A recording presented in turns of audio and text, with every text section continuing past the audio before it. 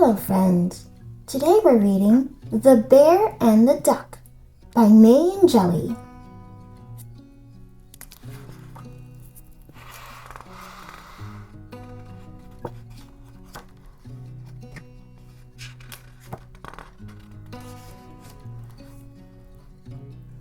It was the end of winter and the day had barely started.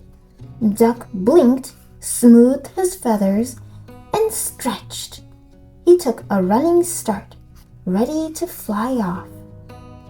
But his legs and wings got all tangled up, and he rolled head over heels until crash! He landed beak first in a jumble of branches. The racket startled Bear from his slumber. "What's going on?" he grumbled. "Is it spring already?" And he went back to sleep.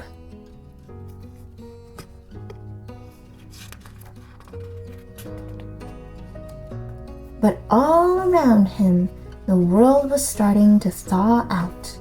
Scowling and rather rumpled, Bear finally emerged from his den. Duck winced in pain, but bravely called out, "Come any closer and I'll break your head!"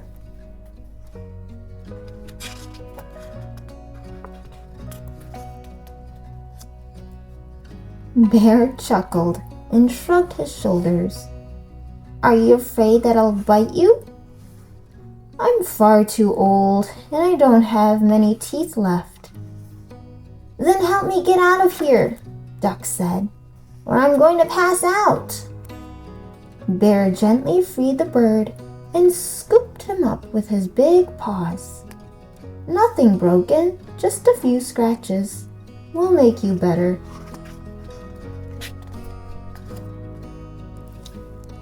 "First, let's find you some shelter," Bear said. "My den would be best." Bear placed Duck on his old bedding. "It's a bit messy, but it's comfortable. Stay here and don't move," he told Duck. "I've got some things to take care of." After a good scratch, Bear smoothed down his scruffy coat of fur and disappeared. Where's Bear going? The first buds were bursting, and from the last patches of snow, the violet's perfume filled the air. Bear ate some and brought some back for Duck, who flinched when Bear placed the food in front of him. "I'm also thirsty," Duck whimpered. "Of course," Bear muttered and went to find water. After a few days, Duck was finally well enough to leave the den. The two went for a walk, with Duck riding on Bear's back.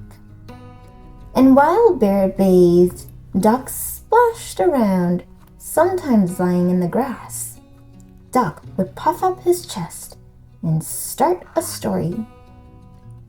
He would tell stories about escaping fearsome hunters and flying past mountains that stretched up to touch the moon. Bear would grunt, admiring Duck's stories, or listen with one ear as he dozed.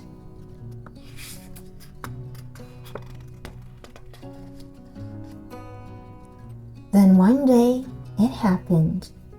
"I feel really good," Duck said. "I think I can leave now." He raised his beak to the sky, where the other birds were waiting for him. "Thank you, Bear. I'll see you soon. Don't worry, I'll be back." And after a few stretches, Duck took off.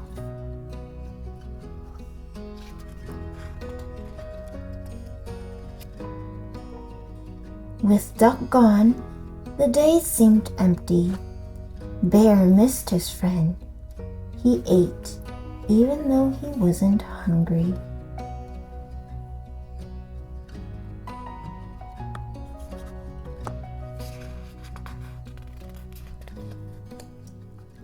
Then came the icy winds, In the first snow, just like every year before, Bear settled into his den. I may never see Duck again, but I guess that's life, as they say when sad things happen. And Bear fell asleep for the long winter.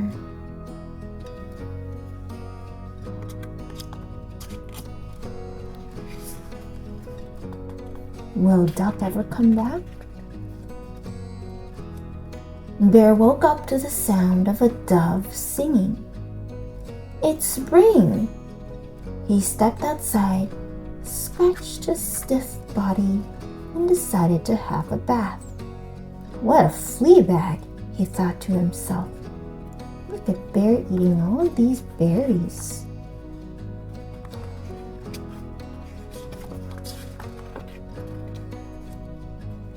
Bear ate some grass, then, warmed by the first rays of the sun, he laid down and closed his eyes.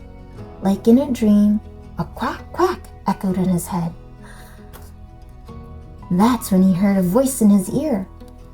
Come on, get up, old bear. It's me. I'm back. It's about time, Bear replied grumpily. Duck stroked Bear's head. They sat side by side. I have so many things to tell you, Duck began. But no, you go first.